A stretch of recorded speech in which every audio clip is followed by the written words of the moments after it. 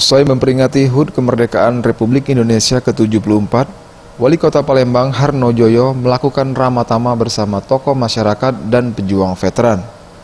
Ramatama bersama para veteran juga dihadiri unsur Forum Komunikasi Pimpinan Daerah atau FKPD Kota Palembang.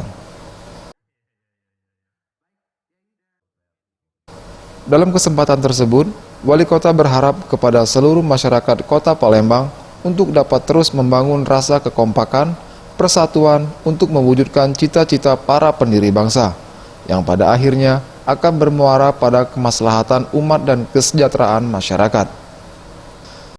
Oleh karenanya pada kesempatan yang baik ini, mari terus kita bangun rasa kekompakan, persatuan kita demi mewujudkan pada kita tercinta ini.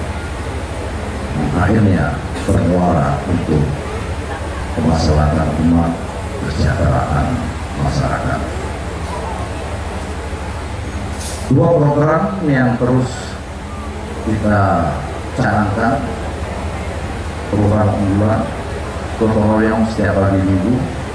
Alhamdulillah ini hampir membuahkan hasil dari perjuangan gotong royong kita. Selain itu, Wali Kota Palembang Harno Joyo juga meminta dukungan semua pihak terkait pembangunan dan program yang dilakukan pemerintah Kota Palembang.